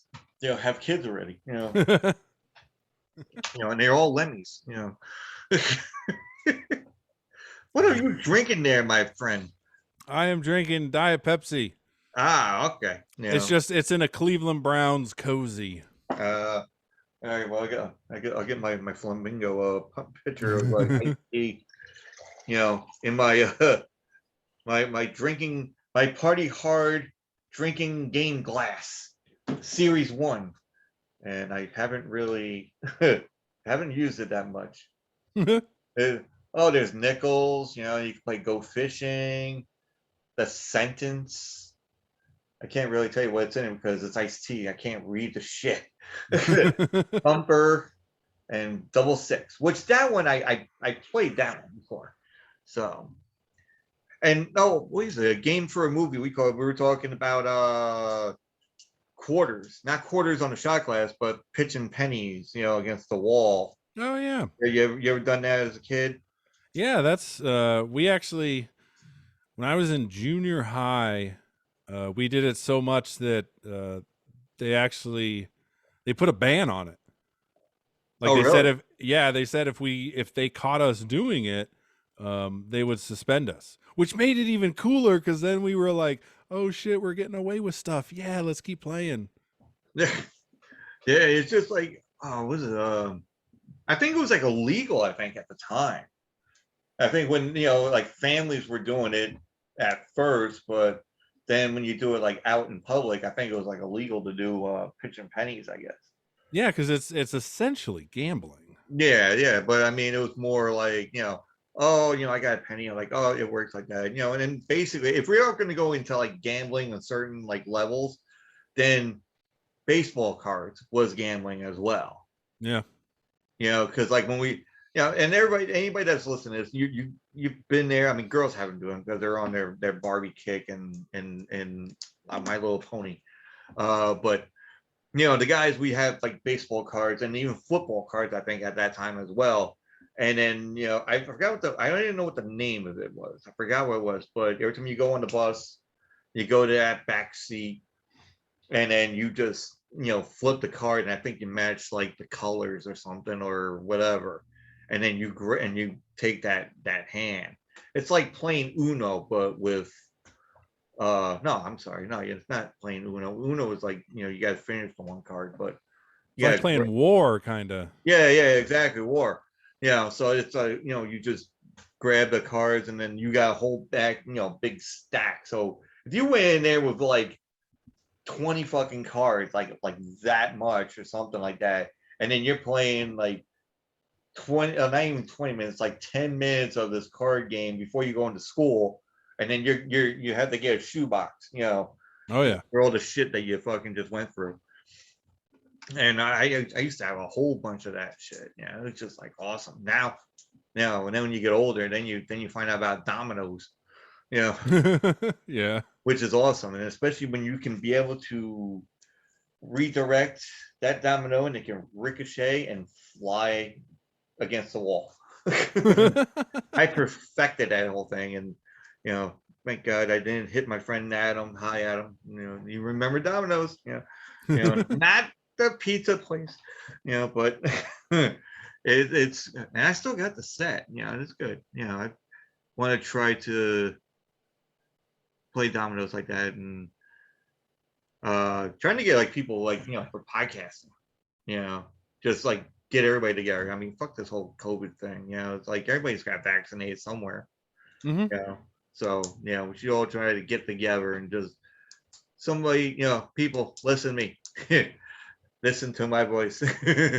But get a hall or something, and invite a whole bunch of podcasters. We have our own convention. Imagine we had our own convention. I think that would be cool. I've been to a podcast convention. They have a podcast convention. I thought I just made this shit up. Oh yeah, no, dude. If Ah. anybody can make money, there's a convention for it. And believe me. And the thing is, like, the thing I don't get with, and no offense if anyone's listening and they're like, I went to a podcast convention, I paid money, blah blah blah. Like, no offense, but anything you need to know about podcasting, you can Google. You can Yeah. go on YouTube. Like, and plus, if you're in this to monetize it, like, you're in for a world of hurt, buddy. Yeah, because I started doing this like last year, in March, and let me just say, I made $15. Yeah, I mean, Yeah. it's possible to make some money, but you get people going in there like, I'm going to be the next Rogan, and it's like, no, you're fucking not. You're not going to get $100 million contract after 4 episodes. I mean, he's been doing like movies before he did anything with MMA and anything with podcasting, and then he knew other people like celebrities. It's like I can grab like a guy off the street, that was selling dust or something, and he's not gonna make me fucking famous. Well, plus, I mean, Rogan's been doing it. I think he was actually one of the first podcasts out there. He's the one that laid the land. Yeah, pretty much. Yeah. Or he gets that animated, look at that. The MMA, he goes, I can't believe you did that. Like, holy Oh shit. yeah. Yeah, MMA saved his career, man. I might get damn, I'm just gonna put a Joe Rogan picture in there as well. Maybe he can be on the Golden Gate Bridge. Going to the forest. Oh, there you go. The Golden Gate Bridge going to the suicide forest. And we'll say this again: we're not condoning suicide. Do not take the easy way out. If you have problems, go to the suicide hotline. Go talk to friends. Go talk to family. Or if family is just the one that's screwing your shit up, talk to friends. Go to psychiatrists. Get yourself a leather couch. Just tell your worries and all that. It's all to help. I never gone, but you watch Bill and Ted, and Bill and Ted's Excellent Adventure, and then they got what was that guy? Shit. The psychiatrist from like the 1800s. Yeah. Oh, you're talking about Freud? Yeah. Sigmund Freud. So you get like something like that, and then just don't have them going like, oh, tell me about your mother. No. But I mean, honestly, on a serious note, and I don't condone this as it is, because suicide is just like quitting. It's like AA, it's like for quitters. Just try to do it cold turkey and get through it. I never really had like a sensible reasoning on my podcast. Now I figured, okay, I'm gonna go and do this right, as it is. But I don't want anybody going like, oh, well, he thinks suicide's great. I'm like, no. I mean, for a movie, it's great for a movie and all that. I don't want real people to do it. Like, I think it sucks that like now we have to make these, like, we have to preface the things we say with like, don't get mad. Like, What happened to the days where we could just say shit and people understood like it's a joke, or we weren't being serious, or we weren't like advocating it? Like Yeah. that that's something we on our podcast talk about a lot, like this whole cancel culture thing. We just do not get it. Meh. I mean, like I said, I'm never like a political person. I'm not like a religious person, but I don't want to get I don't know, say slander or anything like that. But it's like they're gonna take like my shit out of context. Yeah, like I'm joking around at certain Mhm. points, but then they're gonna say, "Oh, well, he said this." I'm like, "No, I didn't say it like this. I said it like this, just to be funny about it." But it's not really a funny thing. But in my opinion, I laugh about everything. I take everything and I just laugh about it. If I think that something's all, I mean, yeah, I get pissed off. I'm like, my girlfriend can contest to that. That I can, because I just got like pissed off at like certain things that on the way home and all that. And she goes, "I'm stressed out because you're stressed." And I'm like, "All right, I'll try not to get stressed out." But I try to make fun of everything as it is.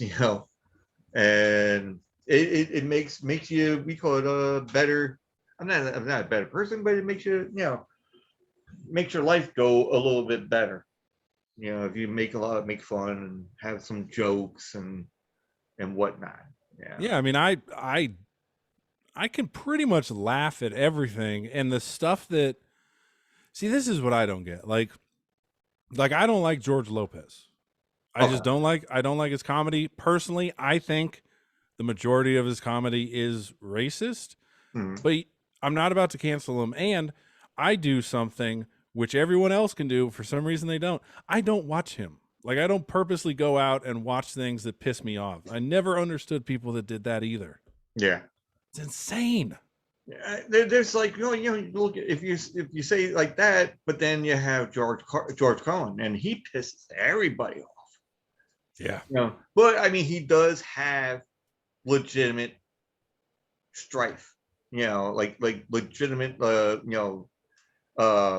stuff. Like he'll talk about it, and you're like, okay, yeah, he is right about that. But he is like vulgar in certain points, and and then you got Andrew Dice Clay. I mean, he's vulgar, but he just does it so he can get like the publicity of it all. Yeah. But it's like, and he does like the Little Miss Muffet sat on my tongue, like that kind of thing. And he ate my curds and wait. Yeah.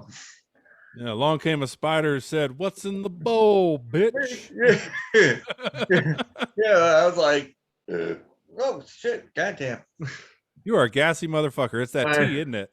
yeah, it is. No, it's not, dude. It could be anything. I mean, I can drink soda, which I'm trying not to do, like A&W root beer.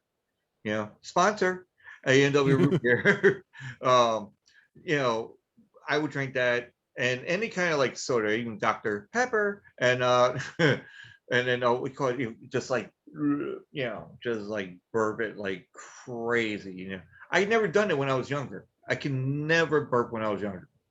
Yeah, we do get gassy as we get older. I guess that's what it is. I'm like, because I'm like burping like it's nothing, and it's like just and I don't. And then a lot of people are like, it's better it comes at that end and not the other end. And I'm like, well, that's true too. Yeah. And it's like, yeah, you're just not around for the other end. Yeah. I try to. My girlfriend's happy actually. She goes, I'm glad that you're burping. Because when you sleep, forget about it. I'm like, yeah, okay, all right, I'll just burp. And that was it. So, I was like, okay, if you want me to do that, I'll just do that. That's it. But I never, and then I never knew I snore too. It's like when you're sleeping, you don't really like try to figure like, oh, do I snore? Yeah, it's Yeah, usually when someone points it out. yeah. It's like, oh, because was it when I was when I was playing a 3-man, a drinking game, and I don't know, you ever heard of that 3-man? No. Oh my God, you've been deprived of your young life. Because whenever, well, the fact that I brought that one up because when I play this game, it's a drinking game, and I was like the one that usually gets passed out first. and I would sleep on a couch. And my friends would tell me the next morning that I make a ticking noise when I sleep, Hmm. just like you go, like that, like I'm riding a horse or something. I don't know. And I'm like, all right. And then all of a sudden now we called up my mom and dad. We were like, yeah, you snore. We can hear you in the other room. And I'm like, really? Is that fucking bad? And I'm like, holy shit. I'm like, I didn't think about that. I mean, if the neighbors would say something, then I'm like, okay, and there's a problem. But yeah. But getting back to 3-man, uh, the way the game goes is you grab alcohol, obviously, get a nice round table like this one I have here. You get a whole bunch of friends and you get dice. And if you can ever find the Noid, now if you don't know what the Noid is the Are you talking master. about the? Are you talking about Domino's Pizza Noid? Exactly. So the Noid, and they have Ah, a okay. figure. So you use the figure in that whole thing. So basically it's a dice game. You roll like a 2 and a 1, you're automatically 3-man. Hmm. So whenever somebody else, now you don't do anything else. You roll on 2 and a 1, you're automatically 3-man. The next person goes. They roll. And if it's like 6 and so, I forgot what the rules were, but any game of 3-man is the different kinds of rules that you make up. So, like say 6 and a 3 could be like, okay, that's where you make a rule, and you're like, okay, when 3-man drinks, then Big Nick has to like, Sharon's earlobe, you know, or something like Ah. that. And then it just goes on. And then it's like a clusterfuck of different shit. But then when you're going around and if you fuck up, then you have to drink again. But then 3-man can be drinking more, because 3 comes up a lot, you know. So the dice says 3 on it, boom, you're drinking. But if somebody rolls a 2 and a 1, they're automatically 3-man, and you're free from the game as it is. But you can do the rules as well. But if you fuck up, I think I guess it's 3 times or 4 or 5, whatever. They had Now my friends are fucked up. I tell you right now, because they would have a shot glass full of 5 different alcohols in one jar, Ugh. and five, like whatever it could be, and it's in the maraschino cherries. So if you fuck up, you take a maraschino cherry. But if you fuck, no, that's what it was. If you fuck up like 3 times, you get a maraschino cherry. If you fuck up more than 3 times, you do the shot of the juice of the Oh maraschino cherry. man. And let me tell you, I took a shot of the juice. and you ever wondered when you're just sleeping in a rolling chair, that has wheels, that has the armrest and all that, and then next thing you know, your head's popping like this, and then somebody puts a paper roll on your lip, and you have, you know, and it just blows like that. To the point where the dog got drunk, and the dog was drinking. We call the Jello shots that fell on the floor. And then you're sleeping on the couch, and there's the Rottweiler of 180 pounds passed out next to you. Shit. Yeah, yeah, yeah. But no, that was Sarge. God rest his soul, Sarge. He was always a good one. But but again, I digress about the whole drinking of the dogs. But yeah, that's how 3-man goes. I mean, you can. I think you can look it up on YouTube or even Google it. I don't know. Because I don't think that has been made as a worldwide drinking thing or something. I think it's somewhere that you had to go. I was gonna say the worldwide drinking thing is like beer pong or something. Yeah. Well, no, that's beer pong, and then there is Civil War beer pong. You know, so I don't even know if you heard about that one, Civil War beer pong. I've heard of it, but I only in name. I have no idea how it's played. I have nothing. Let's just say you should get liquored up really quick before you play this game, so then you won't feel the burns of the grass or anything that you fall on top of. Oh, sounds like a good night.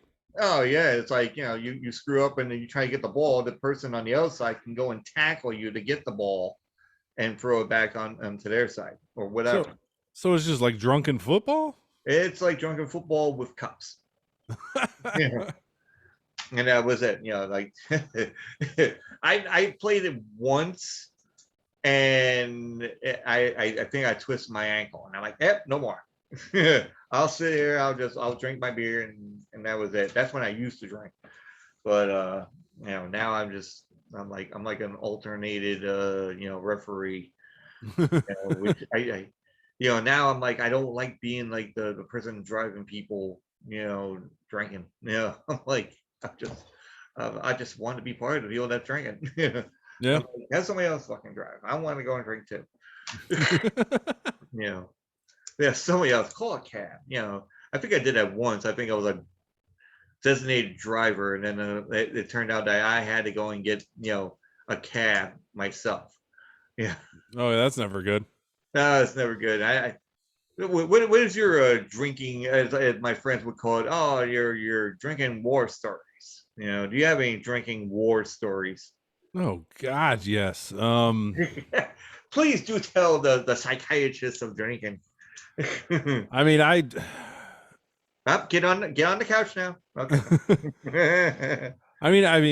which shit show do you want to know? I used to, That sticks on your mind so that I you think do I the think most. I used to vomit a lot, and then I would get mad that I vomited up my liquor, so I would keep drinking. I've done that. Yeah. But I also drank like there's a whiskey called Barrett's whiskey. Mhm. It is $6 a fifth. It is just straight like a step above the toilet cleaner that I'm going to use to clean my vomit. Like it is just garbage. I used to drink 2/5 of those a day. Yeah. That sounds like my Friday night. Yeah. Yeah. And you know it's bad when, because I used to work at the park district and there's a bunch of homeless people at the park district. And when I told them I drank Barrett's whiskey, they were like, oh, dude, Yeah. there's something wrong there. You know it's bad when the homeless people are Yeah. like, I won't even touch that. What do you think made us out here? That's the Yeah. shit that made us fucking be on the street. Oh, there goes my. See, we talk about alcohol. Now my wallet fell in my fucking ass. It's like you talking about alcohol. My wallet just But fell. yeah, I mean, there's there's so many stories of like one time I remember, and this goes to show you how weird it is to be drunk. I was driving my friend home who was sober, and I was not sober, and I said, "Hold on, I got to pull over." Pulled over, vomited my guts out, and was like, "All right, I'm good." And my friend was like, "Do you want me to drive?" And I was like, "No, I'm fine." We go 100 feet, and I'm like, "Oh nope, gotta puke." Puke again, and then I'm like, "No, I'm good." And I drove him home Yeah. like that, drunk. Yeah, I think I got pulled over like so many times, like near my house. I was like maybe around the corner of my house, and I always got pulled over. And the guy's like, "All right, just go, whatever." And the worst one I've to this day we call it. I've never done this again. And I think I drank like 3 pitchers of beer through a straw, not Jesus. not using a mug or anything. I just because my friends are like, listen, you're using a straw, we give you one that's really cool. So they went to Taco Bell and they got the curly straw, like kids had, when we were younger. But this one had an eyeball. It was like Halloween edition. They had the eyeball in the middle, and you could take the eyeball and roll it down the bar. You know, so so I had this eyeball thing, and I put it in the thing, the pitcher, and I drank like 3 pitchers of that. We call it, no problem, just walking around like a Viking, you know, with a straw because I never seen a straw when you're a Viking, and uh, then also then I had like 2 or 3 shots of Jägermeister on top of that, Oh. and that's liquid medicine right there. Oh. That cures every fucking ailment you have. As long as it's fucking freezing ass cold. Well, yeah, no, that's what I mean. It wasn't gonna be like warm, you know. That's only when you go camping. When you're going camping and it's warm, you're gonna have to do what you gotta do. Yeah. That's But true.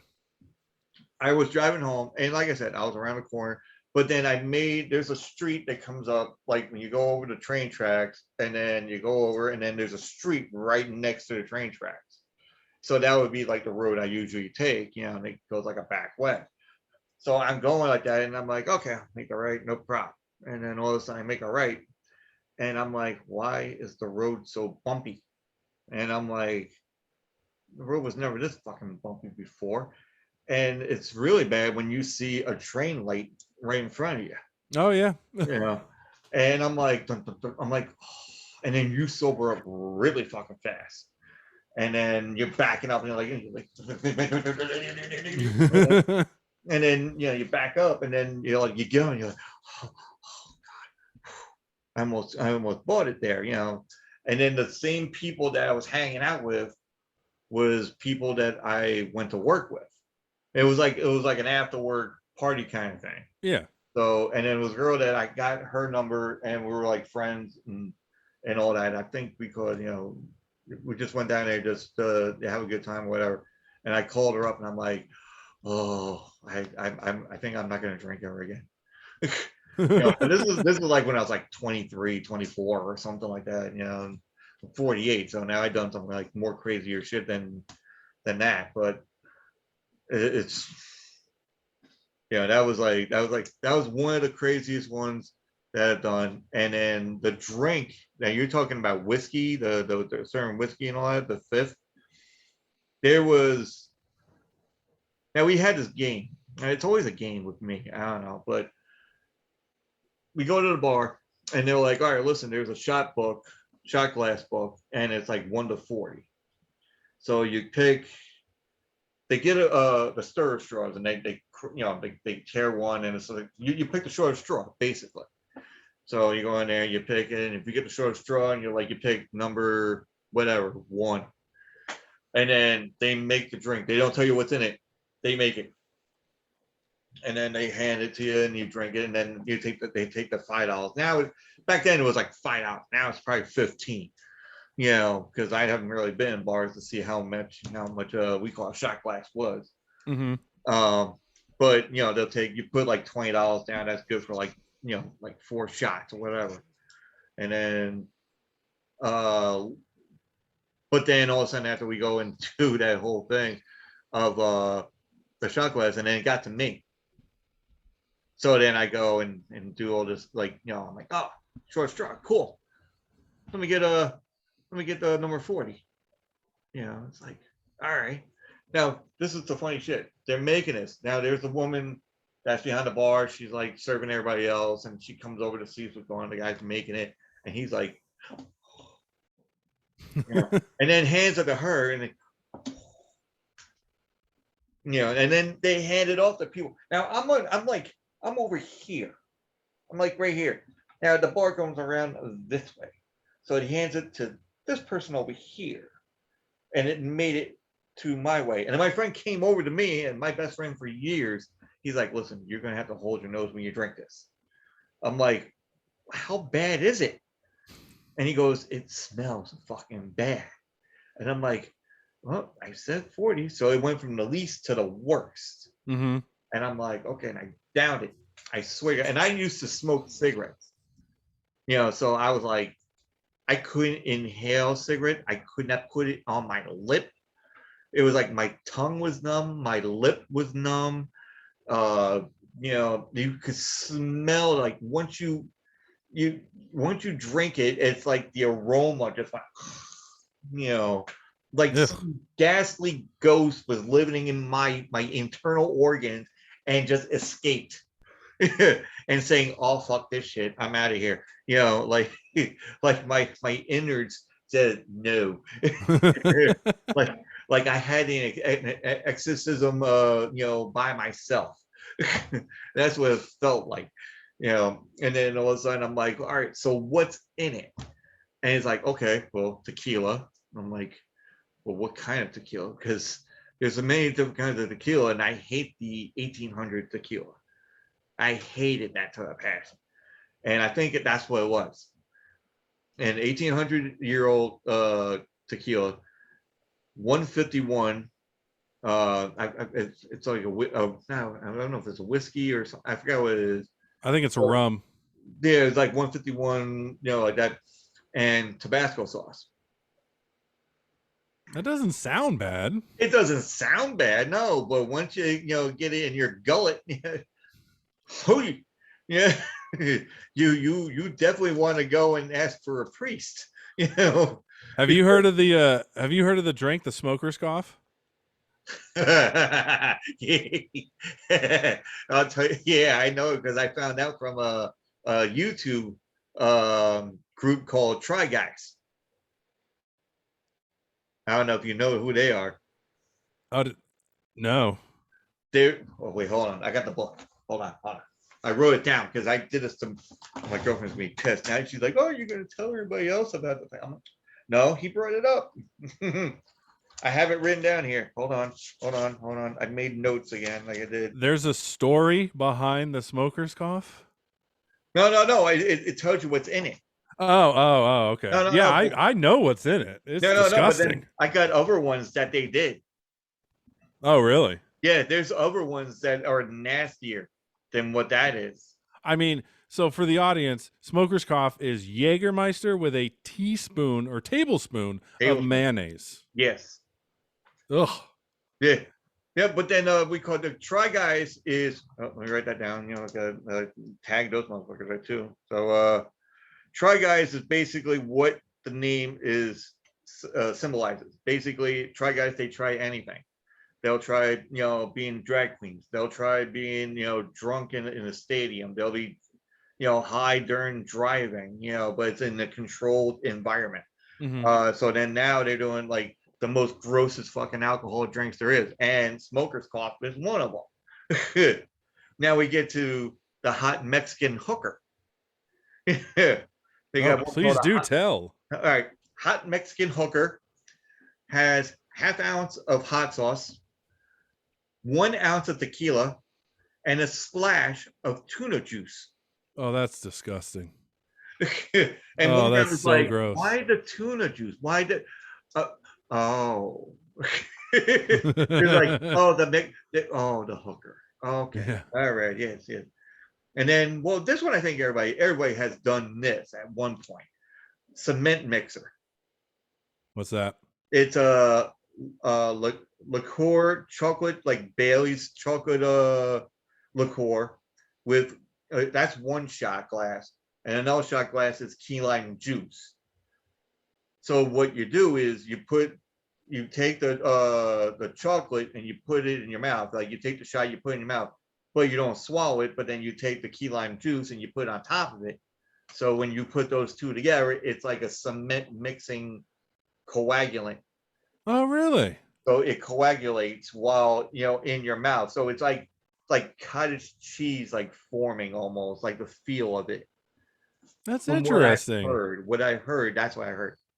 Then the next one is Amber Moon, not Amber Moon the wrestler, but Amber Moon, and not Amber Moon the cousin of Sailor Moon. It's Amber Moon, and this is like 1 raw egg, 3 ounces of bourbon, and a half ounce of Tabasco sauce. That's like a breakfast of champions, man. Yeah, that's what it sounds like. Yeah, it's like okay. And then you taste, and they taste it. Like the one guy's like, "Oh, I like it. I like the whole bourbon. I could drink the whole fucking thing with the egg. You got protein. Tabasco sauce. Okay, just a little taste, but defibrillator to it. And then we get to the fun part, the fun one. We haven't gotten to the worst one yet, but the alligator sperm is the fun one. I think it's 1 teaspoon or I think 1 tablespoon of cream, half ounce of pineapple juice, and a half ounce of Midori melon liqueur. So if you look at too bad. No, it's like I would say it's like a fruity kind of shot drink. It's like melon ball, like I don't know, Oh yeah. but it's like that, but you have the cream, so it does look like sperm, you know, or come in the eye or something like that. Or as Danny D was like, that hurts the eyeball. It burns. It burns. I heard that. I'm like, really? Then porn stars really do that so well. It's no problem. Put it in my Yeah. face. Put it in my face.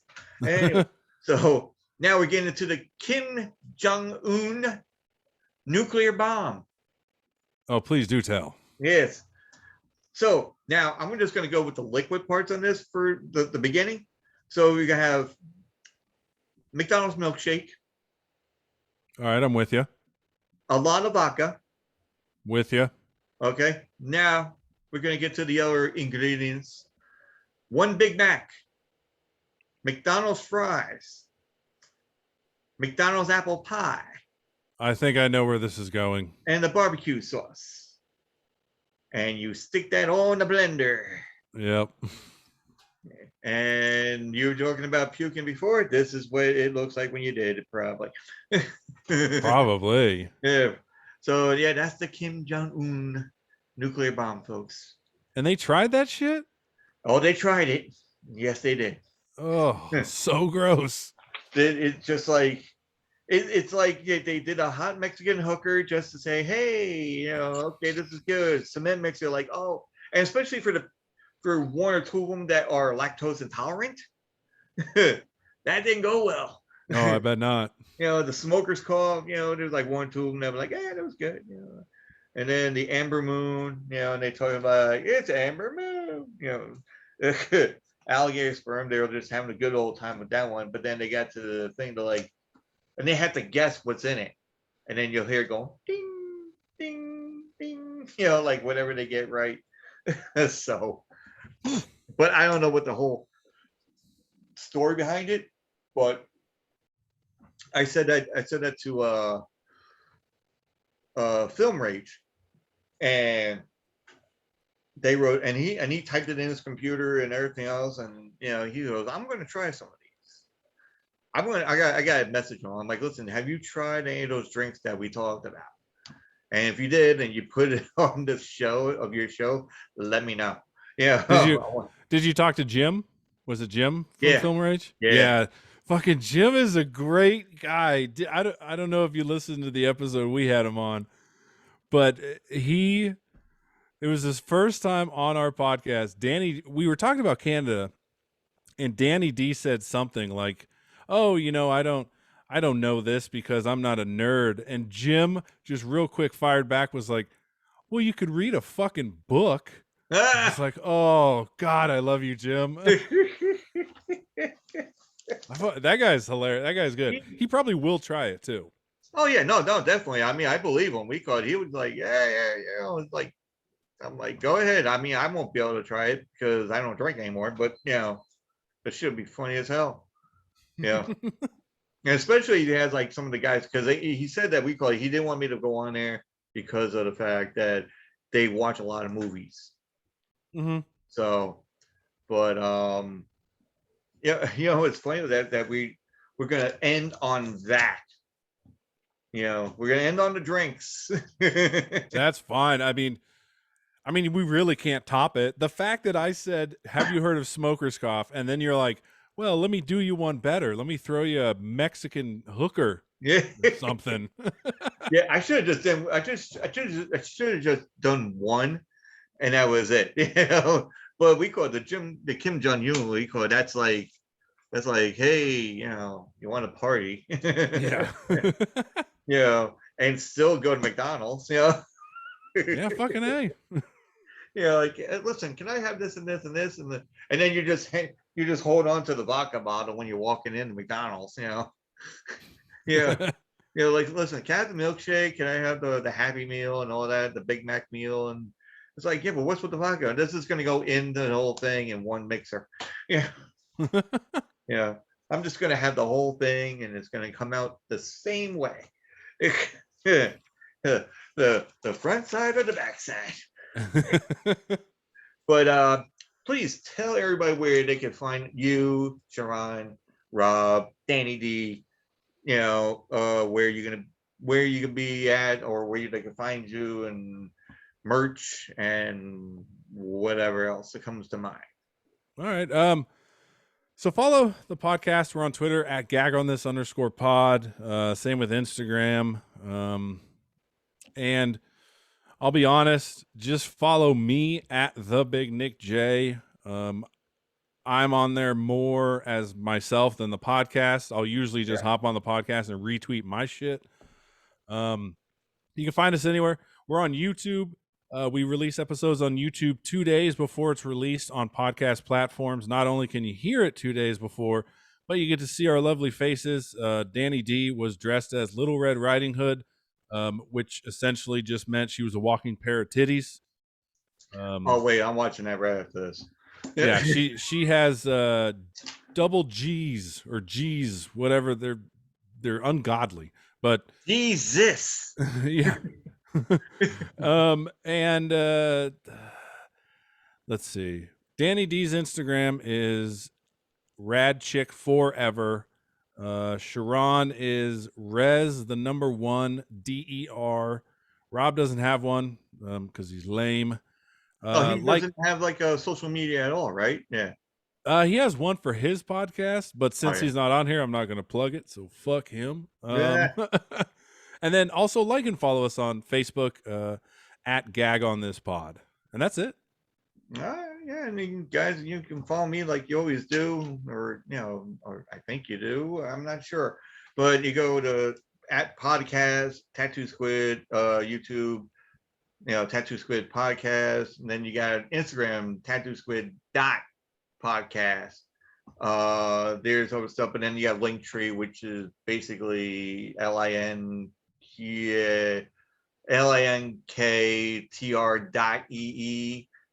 back / whatever they call it, slash Tattoo Squid podcast, and then you see like everything else in there from Threadless store, which is tattoosquid.threadless.com.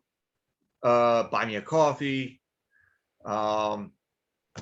and whatever you see that's cool. Leave a message, and you want to be on the podcast, let me know, and we'll talk about whatever you want to do or whatever goes in your life, and bring a couch, and I'll be a psychiatrist for like an hour or something. I'm not licensed for it, but I'll give my 2 cents, which my fee is $20. No, I'm just kidding. But I'm a cheap date, I tell you right now. But anyway, all right. Thank you for Big Nick for being a part of the show. This will be coming out in a couple weeks. It's not like how you guys do it, where it's like 2 days after this. And I want to tell this to everybody else, because they're probably figuring like, oh, how come it doesn't come out like everybody else's? Because every episode I do, it's like Friday and Saturday. I try to do 2 for the Friday and Saturday. That way it covers every week that goes on. So at least I have I have content every week. Yeah, that's the way to do it. That way it's and then also I'll try to do like a podcast like in the week if I could, which I did one with there's a guy named Randy Savage, BLM something, but he has a podcast called Cult 45, like Cult 45, but it's Cult 45 podcast. Oh, cool. And they do everything from movies to they just joke around about everything, anime, comic books, you name it. They and he was a fucking awesome person to talk to as well. And you were an awesome person as well to talk to, and everybody that I talked to is awesome. I haven't had one bad talk at all. It was like awesome throughout. I mean, on my side, they're probably looking at me like, okay, what the hell is this guy gonna do now? And I'm like, the whole thing is about. I'm like, nobody knows, because even I don't know. I just make it up on the spot. So, but like I said, we're gonna go and I'm not gonna say take a break because pretty much that's it. So I'm gonna shut down, and then me and Nick are gonna chat a little bit, after, and then Sounds good. so everybody have a good night. Take it easy. Hear from the kid. And the reason why I'm in the kitchen because it's like after hours, so I usually do this like in the bedroom wise, for like afternoons or whatever. So at least it's a nice, comfortable setting. But my girlfriend's probably sleeping right now, and that's why I'm doing in the kitchen. All right. So excuse me, there goes an old burp, a gassy state here. A gassy squid. Ready? So everybody have a good night. And Peace.